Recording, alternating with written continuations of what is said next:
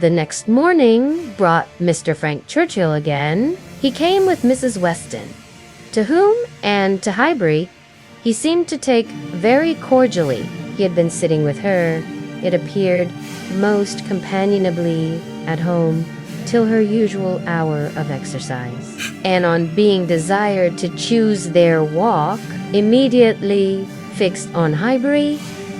He did not doubt there being very pleasant walks in every direction, but if left to him, he should always choose the same. Highbury, that airy, cheerful, happy-looking Highbury, would be his constant attraction. Highbury, with Mrs. Weston, stood for heart, and she trusted, too, its bearing the same construction with him. They walked thither directly. Emma had hardly expected them, for Mr. Weston, who had called in for half a minute in order to hear that his son was very handsome, knew nothing of their plans, and it was an agreeable surprise to her, therefore, to perceive them walking up to the house together, arm in arm. She was wanting to see him again, and especially to see him in company with Mrs. Weston. Upon his behavior, to whom her opinion of him was to depend, if he were deficient there, nothing should make amends for it. But on seeing them together, she became perfectly satisfied. It was not merely in fine words or hyperbolical compliment that he paid his duty. Nothing could be more proper or pleasing than his whole manner to her. Nothing could more agreeably denote his wish of considering her as a friend and securing her affection. And there was time enough for Emma to form a reasonable judgment, as their visit included all the rest of the morning. They were all three walking about together for an hour or two, first round the shrubberies of Hartfield, and afterwards in Highbury. He was delighted with everything, admired Hartfield sufficiently for Mr. Woodhouse's ear, and when they're going farther, was resolved on, confessed his wish to be made acquainted with the whole village, and found matter of commendation and interest much oftener than Emma could have supposed.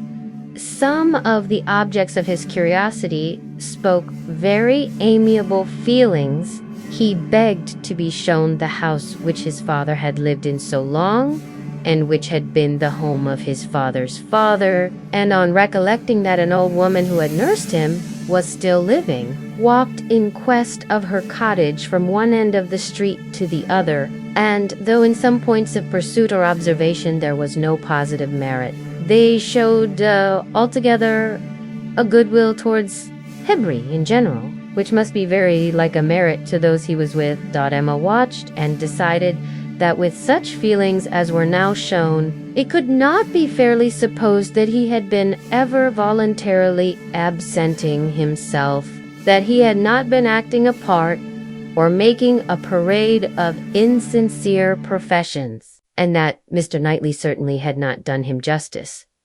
Their first pause was at the Crown, in an inconsiderable house, though the principal one of the sort where a couple of pair of post horses were kept, more for the convenience of the neighborhood than from any run on the road, and his companions had not expected to be detained by any interest excited there. But in passing it, they gave the history of the large room, visibly added it had been built many years ago for a ballroom. And while the neighborhood had been in a particularly populous dancing state, had been occasionally used as such, but such brilliant days had long passed away. And now the highest purpose for which it was ever wanted was to accommodate a whist club established among the gentlemen and half-gentlemen of the place. He was immediately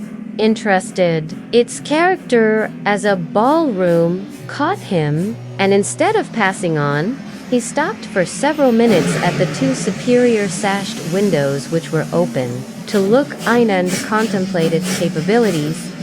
and lament that its original purpose should have ceased. He saw no faults in the room. He would acknowledge none which they suggested. No, it was long enough, broad enough, handsome enough. It would hold the very number for comfort. They ought to have balls there at least every fortnight through the winter. Why had not Miss Woodhouse revived the former good old days of the room? She who could do anything in Highbury, the want of proper families in the place, and the conviction that none beyond the place and its immediate environs could be tempted to attend were mentioned. But he was not satisfied. He could not be persuaded that so many good-looking houses as he saw around him could not furnish numbers enough for such a meeting. And even when particulars were given and families described, he was still unwilling to admit that the inconvenience of such a mixture would be anything, or that there would be the smallest difficulty in everybody's returning into their proper place the next morning. He argued like a young man very much bent on dancing, and Emma was rather surprised to see the constitution of the West End prevail so decidedly against the habits of the Churchills. He seemed to have all the life and spirit, cheerful feelings, and social inclinations of his father, and nothing of the pride or reserve of pride. Indeed, there was, perhaps scarcely enough, his indifference to a confusion of rank bordered too much on inelegance of mind. He could be no judge, however, of the evil he was holding chief. It was but an effusion of lively spirits. At last, he was persuaded to move on from the front of the Crown, and being now almost facing the house where the Bateses lodged, Emma recollected his intended visit the day before and asked him if he had paid it. Yes. Oh, yes, he replied. I was just going to mention it. A very successful visit. I saw all the three ladies and felt very much obliged to you for your preparatory hint. If the talking aunt had taken me quite by surprise, it must have been the death of me. As it was, I was only betrayed into paying a most unreasonable visit. 10 minutes would have been all that was necessary, perhaps all that was proper. And I had told my father I should certainly be at home before him, but there was no getting away, no pause, and to my utter astonishment, I found, when he finding me nowhere else joined me there at last, that I had been actually sitting with them very nearly 3/4 of an hour. The good lady had not given me the possibility of escape before.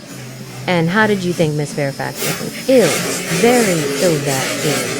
If a young lady can ever be allowed to look ill, but the expression is hardly admissible. Mrs. Weston, is it? Ladies can never look ill. And seriously, Miss Fairfax is naturally so pale as almost always to give the appearance of ill health, a most deplorable want of complexion. Emma would not agree to this and began a warm defense of Miss Fairfax's complexion. It was certainly never brilliant, but she would not allow it to have a sickly hue in general. And there was a softness and delicacy in her skin which gave peculiar elegance to the character of her face. He listened with all due deference, acknowledged that he had heard many people say the same, but yet he must confess that to him nothing could make amends for the want of the fine glow of health. Where features were indifferent, a fine complexion gave beauty to them all, and where they were good, the effect was, fortunately, he need not attempt to describe what the effect was.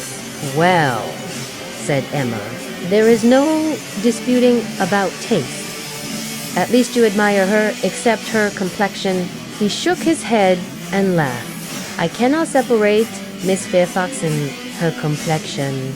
Did you see her often at Weymouth? Were you often in the same society? At this moment they were approaching Ford's, and he hastily exclaimed, This must be the very shop that everybody attends every day of their lives. As my father informs me, he comes to Highbury himself. He says 6 days out of the 7, and has always business at Ford's. If it be not inconvenient to you, pray let us go in, that I may prove myself to belong to the place, to be a true citizen of Highbury. I must buy something at Ford's. It will be taking out my freedom. I dare say they sell gloves. Yes, gloves and everything. I do admire your patriotism. You will be adored in Highbury. You were very popular before you came, because you were Mr. Weston's son, but lay out half a guinea at Ford's, and your popularity will stand upon your own virtues. They went in, and while the sleek, welted parcels of men's beavers and Yorktan were bringing down and displaying on the counter, he said, "But I beg your pardon, Miss Woodhouse, you were speaking to me. You were saying something at the very moment of this burst of my amour. Do not let me lose it. I assure you, the utmost stretch of public fame would not make me amends for the loss of any happiness in private life. I merely asked whether you had known much of Miss Fairfax and her party at work. And now that I understand your question, I must pronounce it to be a very unfair one. It is always the lady's right to decide on the degree of acquaintance. Miss Fairfax must already have given her account. I shall not commit myself by claiming more than she may choose to allow. So very unwilling to give the least information about anybody, that I really think you may say what you like of your acquaintance with her. May I, indeed? Then I will speak the truth, and nothing suits me so well. I met her frequently at Weymouth. I had known the Campbells a little in town, and at Weymouth we were very much in the same set. Colonel Campbell is a very agreeable man, and Mrs. Campbell a friendly, warm-hearted woman. I like them all.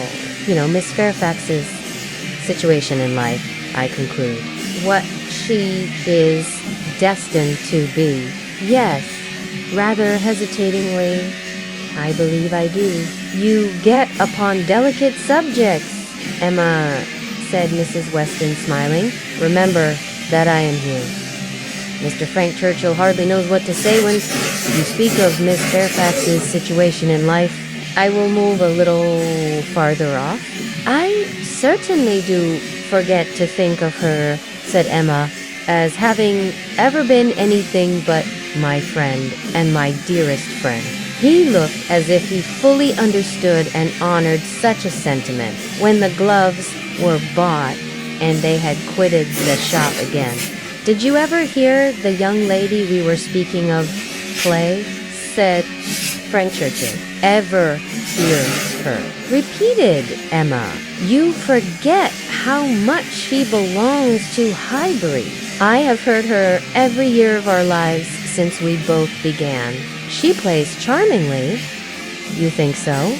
Do you? I wanted the opinion of someone who could really judge. She appeared to me to play well, that is, with considerable taste. But I know nothing of the matter myself. I am excessively fond of music, but without the smallest skill or right of judging of anybody's performance. I have been used to hear hers admired, and I remember one proof of her being thought to play well. A man, a very musical man, and in love with another woman engaged to Heron the point of marriage, would yet never ask that other woman to sit down to the instrument. If the lady in question could sit down, instead never seemed to like to hear one, if he could hear the other, that I thought in a man of known musical talent was some proof. Proof, indeed, said Emma, highly amused. Mr. Dixon is very musical, is he? We shall know more about them all in half an hour from you than Miss Fairfax would have vouchsafed in half a year. Yes, Mr. Dixon and Miss Campbell were the persons, and I thought it a very strong proof. Certainly very strong. It was, to own the truth, a great deal stronger than, if I had been Miss Campbell, would have been at all agreeable to me. I could not excuse a man's having more music than love, more ear than eye, more acute sensibility to fine sounds than to my feelings. How did Miss Campbell appear to like it? It was her very particular friend, you know. Poor comfort, said Emma, laughing. One would rather have a stranger preferred than one's very particular friend with a stranger. It might not recur again, but the misery of having a very particular friend always at hand, to do everything better than one does oneself. Poor Mrs. Dixon. Well, I am glad she is gone to settle in Ireland. You are right. It was not very flattering to Miss Campbell, but she really did not seem to feel it. So much the better or so much the worse, I do not know which, but be it sweetness or be it stupidity in her quickness of friendship or dullness of feeling, there was one person, I think, who must have felt it, Miss Fairfax herself. She must have felt the improper and dangerous distinction. As to that, I do not imagine that I expect an account of Miss Fairfax's sensations from you or from anybody else. They are known to no human being, I guess, but herself. But if she continued to play whenever she was asked by Mr. Dixon, one may guess what one chooses. There appeared such a perfectly good understanding among them all. He began rather quickly, but checking himself, added, however, it is impossible for me to say on what terms they really were, how it might all be behind the scenes. I can only say that there was smoothness outwardly, but you, who have known Miss Fairfax from a child, must be a better judge of her character and of how she is likely to conduct herself in critical situations than I can be. I have known her from a child, undoubtedly. We have been children and women together, and it is natural to suppose that we should be intimate, that we should have taken to each other whenever she visited her friends. But we never did. I hardly know how it has happened. A little, perhaps, from that wickedness on my side, which was prone to take disgust towards a girl so idolized and so cried up as she always was, by her aunt and grandmother and older set. And then her reserve never could attach myself to anyone, so completely reserved. It is a most repulsive quality. Indeed, said he, oftentimes very convenient, no doubt, but never pleasing. There is safety in reserve, but no attraction. One cannot love a reserved person, not till the reserve ceases towards oneself. And then the attraction may be the greater, but I must be more in want of a friend or an agreeable companion than I have yet been. To take the trouble of conquering anybody's reserve to procure one, intimacy between Miss Fairfax and me is quite out of the question. I have no reason to think ill of her, not the least, except that such extreme and perpetual cautiousness of word and manner, such a dread of giving a distinct idea about anybody, is apt to suggest suspicions of there being something to conceal. He perfectly agreed with her, and after walking together so long and thinking so much alike, Emma felt herself so well acquainted with him that she could hardly believe it to be only their second meeting. He was not exactly what she had expected. Less of the man of the world in some of his notions, less of the spoiled child of fortune, therefore better than she had expected. His ideas seemed more moderate, his feelings warmer. She was particularly struck by his manner of considering Mr. Elton's house, which, as well as the church, he would go and look at and would not join them in finding much fault with. No, he could not believe it. A bad house. Not such a house as a man was to be pitied for having. If it were to be shared with the woman he loved, he could not think any man to be pitied for having that house. There must be ample room in it for every real comfort. The man must be a blockhead who wanted more.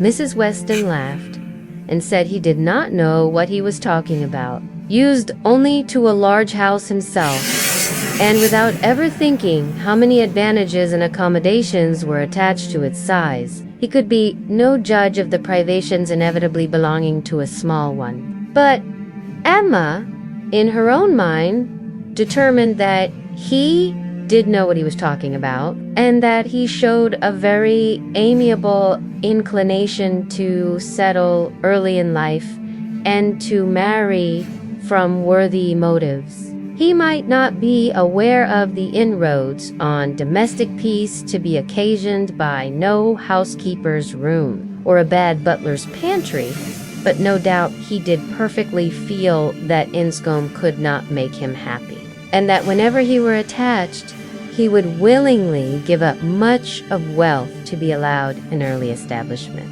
Emma's very good opinion of Frank Churchill was a little shaken the following day by hearing that he was gone off to London merely to have his hair cut. A sudden freak seemed to have seized him at breakfast, and he had sent for a chaise and set off, intending to return to dinner, but with no more important view that appeared than having his hair cut. There was certainly no harm in his traveling 16 miles twice over on such an errand, but there was an air of foppery and nonsense in it which she could not approve. It did not accord with the rationality of plan, the moderation in expense, or even the unselfish warmth of heart, which she had believed herself to discern in him yesterday.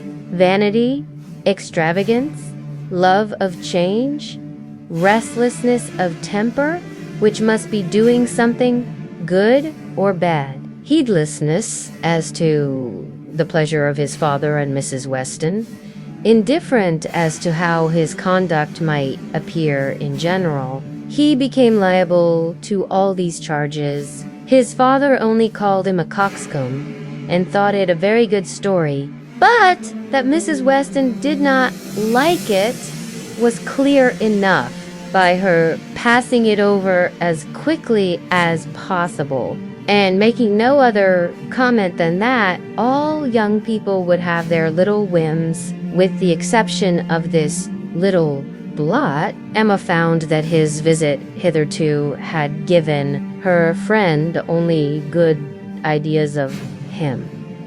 Mrs. Weston was very ready to say how attentive and pleasant a companion he made himself, how much she saw too, like in his disposition altogether. He appeared to have a very open temper, certainly a very cheerful and lively one. She could observe nothing wrong in his notions, a great deal decidedly right. He spoke of his uncle with warm regard, was fond of talking of him, said he would be the best man in the world if he were left to himself. And though there was no being attached to the aunt, he acknowledged her kindness with gratitude and seemed to mean always to speak of her with respect. This was all very promising, but for such an unfortunate fancy for having his hair cut, there was nothing to denote him unworthy of the distinguished honor which her imagination had given him. the honor, if not of being really in love with her, of being at least very near it, and saved only by her own indifference, for still her resolution held of never marrying, the honor, in short, of being marked out for her by all their joint acquaintance. Mr. Weston, on his side, added a virtue to the account which must have some weight. He gave her to understand that Frank admired her, extremely thought her very beautiful and very charming, and with so much to be said for him altogether, she found she must not judge him harshly. As Mrs. Weston observed, all young people would have their little whims. There was one person among his new acquaintance in Surrey not so leniently disposed. In general, he was judged throughout the parishes of Donwell and Highbury with great liberal allowances were made for the little excesses of such a handsome young man, one who smiled so often and bowed so well. But there was one spirit among them not to be from its power of censure by bows or smiles. Mr. Knightley. The circumstance was told him at Hartfield. For the moment he was silent, but Emma heard him almost immediately afterwards say to himself, over a newspaper he held in his hand, just the trifling, silly fellow I took him for. She had half a mind to resent, but an instant's observation convinced her that it was really said only to relieve his own feelings, and not meant to provoke, and therefore she let it pass. Although in one instance, the bearers of not good tidings, Mr. and Mrs. Weston's visit this morning was in another respect particularly something occurred while they were at Hartfield to make Emma want their advice, and which was still more lucky, she wanted exactly the advice they gave. This was the occurrence. The Coles had been settled some years in Highbury and were very good sort of people-friendly, liberal, but on the other hand, they were of low origin in trade and only moderately genteel. On their first coming into the country, they had lived in proportion to their income, quietly keeping little company and that little but the last year or two had brought them a considerable increase of means. The houses in town had yielded greater profits, and fortune in general had smiled on them. With their wealth, their views increased. Their want of a larger house, their inclination for more company, they added to their house, to their number of servants, to their expenses of every sort, and by this time were, in fortune and style of living, second only to the family at heart. Their love of society and their new dining room prepared everybody for their keeping dinner company, and a few parties, chiefly among the single men, had already taken place. The regular and best families, Emma could hardly suppose they would presume to invite neither nor Hartfield, nor Randalls. Nothing should tempt her to go if they did, and she regretted that her father's known habits would be giving her refusal less meaning than she could wish. The Coles were very respectable in their way, but they ought to be taught that it was not for them to arrange the terms on which the superior families would visit them. This lesson she very much feared they would receive only from herself.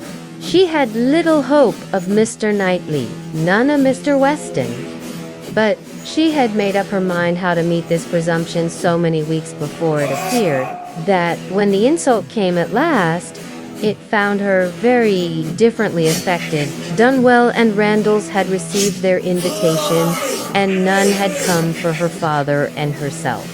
And Mrs. Weston's accounting for it with, I suppose they will not take the liberty with you. They know you do not dine out, was not quite sufficient. She felt that she should like to have had the power of refusal, and afterwards as the idea of the party to be assembled there, consisting precisely of those whose society was dearest to her, occurred again and again. She did not know that she might not have been tempted to accept Harriet was to be there in the evening, and they had been speaking of it as they walked about Highbury the day before, and Frank Churchill had most earnestly lamented her absence. Might not the evening end in a dance? Had been a question of his. The bare possibility of it acted as a farther irritation on her spirits, and her being left in solitary grandeur, even supposing the omission to be intended as a compliment, was but poor comfort. It was the arrival of this very invitation while the Westons were at Hartfield, which made their presence so acceptable. For though her first remark on reading it was that, of course, it must be declined, she so very soon proceeded to ask them what they advised her to do, that their advice for her going was most prompt and successful. She owned that, considering everything, she was not absolutely without inclination for the party. The Coles expressed themselves so properly, there was so much real attention in the manner of it, so much consideration for her father. They would have solicited the honor earlier, but had been waiting the arrival of a folding screen from London, which they hoped might keep Mr. Woodhouse from any draught of air, and therefore induce him the more readily to give them the honor of his company. Upon the whole, she was very persuadable, and it being briefly settled among themselves how it might be done without neglecting his comfort, how certainly Mrs. Goddard, if not Mrs. Bates, might be depended on for bearing him comfort. Mr. Woodhouse was to be talked into an acquiescence of his daughter's going out to dinner on a day now near at hand, and spending the whole evening away from him. As for his going, Emma did not wish him to think it possible. The hours would be too late, and the party too numerous. He was soon pretty well resigned. "I am not fond of dinner visiting," said he. "I never was, no more is Emma. Late hours do not agree with us. I am sorry Mr. and Mrs. Cole should have done it. I think it would be much better if they would come in one afternoon next summer and take their tea with Aestakis in their afternoon walk, which they might do, as our hours are so reasonable, and yet get home without being out in the damp of the evening. The dews of a summer evening are what I would not expose anybody to. However, as they are so very desirous to have dear Emma dine with them, and as you will both be there, and Mr. Knightley too, to take care of us, I cannot wish to prevent it, provided the weather be what it ought, neither damp nor cold, nor windy." Then turning to Mrs. Weston with a look of gentle reproach, "Miss Taylor, if you had not married, you would have stayed at home with me." "Well, sir," cried Mr. Weston, "as I took Miss Taylor away, it is incumbent on me to supply her place, if I can, and I will step to Mrs. Goddard in a moment, if you wish it." But the idea of anything to be done in a moment was increasing, not lessening Mr. Woodhouse's agitation. The ladies knew better how to allay it. Mr. Weston must be quiet, and everything deliberately arranged. With this treatment, Mr. Woodhouse was soon composed enough for talking as usual. He should be happy to see Mrs. Goddard. He had a great regard for Mrs. Goddard, and Emma should write a line and invite her. James could take the note. But first of all, there must be an answer written to Mrs. Cole. "You will make my excuses, my dear, as civilly as possible. You will say that I am quite an invalid and go nowhere, and therefore must decline your obliging invitation. Beginning with my compliments, of course. But you will do everything right. I need not tell you what is to be done. We must remember to let James know that the carriage will be wanted on Tuesday. I shall have no fears for you with him. We have never been there above once since the new approach was made. But still, I have no doubt that James will take you very safely. And when you get there, you must tell him at what time you would have him come for you again. And you had better name an early hour. You will not like staying late. You will get very tired when tea is over, but you would not wish me to come away before I am tired, Papa. Oh, no, my love, but you will soon be tired. There will be a great many people talking at once. You will not like the noise. But, my dear sir, cried Mr. Weston, if Emma comes away early, it will be breaking up the party, and no great harm if it does, said Mr. Woodhouse. The sooner every party breaks up, the better, but you do not consider how it may appear to the Coles. Emma's going away directly after tea might be giving offense. They are good-natured people, and think little of their own claims. But still, they must feel that anybody's hurrying away is no great comfort. And Miss Woodhouse's doing it would be more thought of than any other persons in the room. You would not wish to disappoint and mortify the Coles, I am sure, sir. Friendly, good sort of people as ever lived, and who have been your neighbors these 10 years. No, upon no account in the world, Mr. Weston. I am much obliged to you for reminding me. I should be extremely sorry to be giving them any pain. I know what worthy people they are. Harry tells me that Mr. Cole never touches malt liquor. You would not think it to look at him, but he is bilious, Mr. Cole is very... No, I would not be the means of giving them any pain. My dear Emma, we must consider this. I am sure, rather than run the risk of hurting Mr. and Mrs. Cole, you would stay a little longer than you might wish. You will not regard being tired. You will be perfectly safe, among your friends. Oh, yes, Papa. I have no fears at all for myself. And I should have no scruples of staying as late as Mrs. Weston. But on your account, I am only afraid of your sitting up for me.